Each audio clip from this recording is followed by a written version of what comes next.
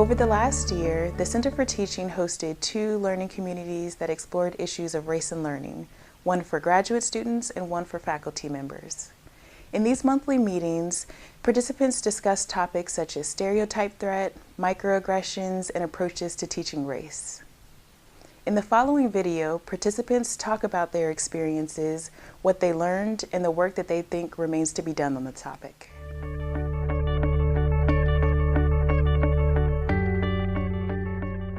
I understand stereotype threat to be the experience of students who do not have dominant social power in one or more ways because of race, because of gender, because of physical ability, feeling that they have to represent their scholarship, their student performance, represents their identity group, and that puts a tremendous amount of pressure on them, and in fact it has harmful effects on their academic performance.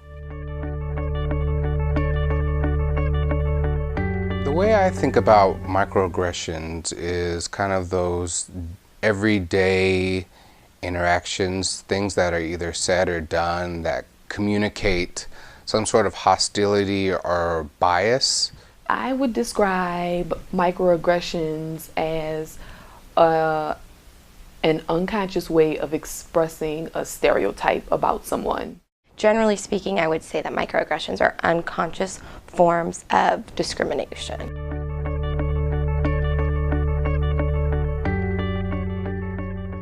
Being in a STEM classroom, issues about race come up in the way that students, I feel that students of color feel isolated because they may not be as close to some of the other students, or they may be the only person of color in the classroom. That's happened to me with being a STEM student, getting a PhD. In most of my classes that I've taken here, I was the only black person in the classroom, and the way that it plays out, just from a personal side, students would, get together and do certain things on the weekends because those were their friends, and they would talk about professors, or they would talk about homework or classroom assignments, and I wasn't a part of those discussions because I wasn't in their friend group.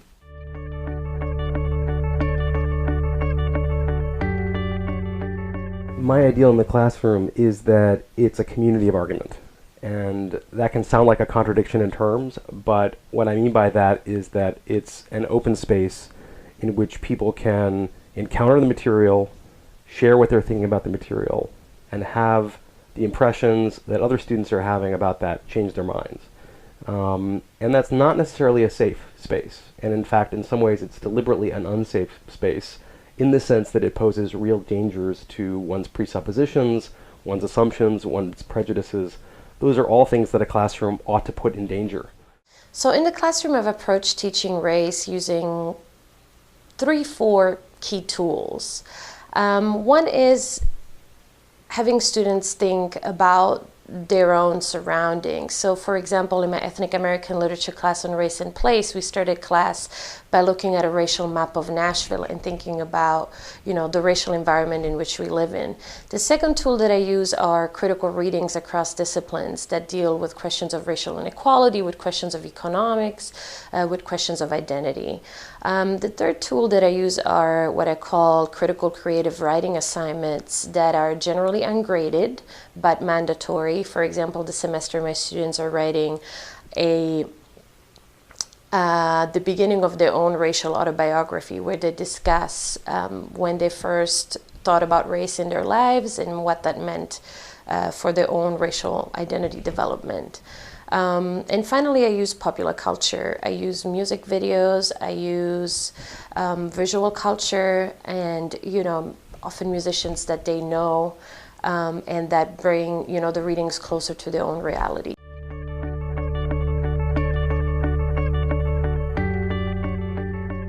This semester has been extremely informative because in my case, the AA Lit class I did have in California were 99% Asian Americans or students of Asian heritage, whereas here I have an amazing diversity in terms of students' ethnicity.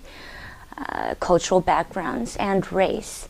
And I have seen development in various ways. And by development, I don't mean evolution and betterment in a strict sense, meaning how their thoughts are changing and how they're opening up.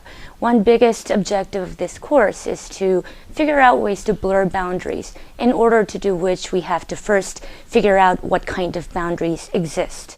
So there are a number of things that I generally have to do. I mean, for one, I have to make sure that we're kind of all on the same page in terms of race being a social and political construction.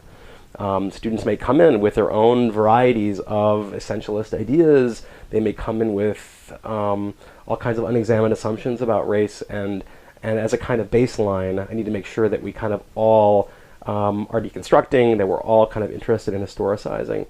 One of the ways in which I complicate longstanding views about race as a black and white binary is, first of all, by also teaching writers of color who are not only white or black. For example, I teach Native American authors in my courses. I teach Chicana and Chicano authors in my courses. Right now I'm teaching a South African literature course where we focus predominantly on black writers, but there's 11 ethnic groups on South Africa, so the very idea of blackness is very complicated.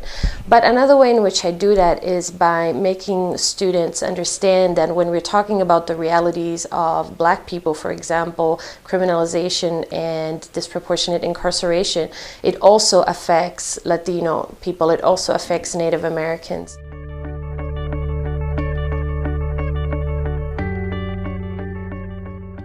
The principal thing that I learned from our microaggression discussions is that I discovered a name for lots of things that I'd experienced over the years. I didn't have a name for it. I mean, we had names like that was offensive or that was an insult, those sorts of standard bits of nomenclature.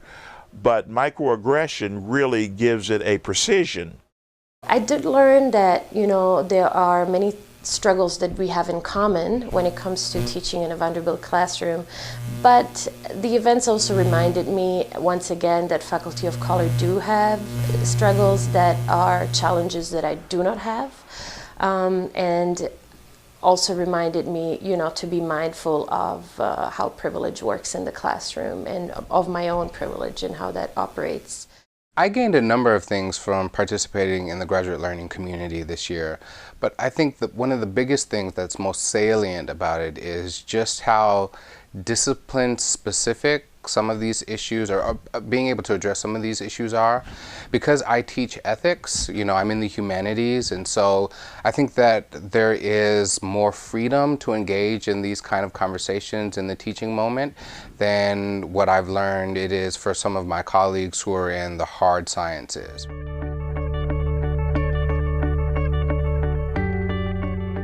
Professors should be more open to talking with their students of color or who are females about their experiences and being open to hear how that actually does affect their work.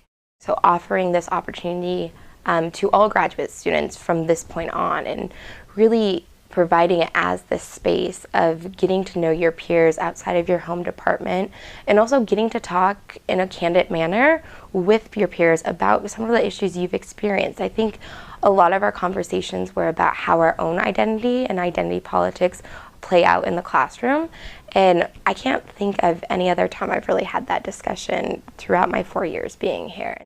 Think about ways to make these conversations more mainstream and incorporate students from across the campus to be engaged in these race discussions.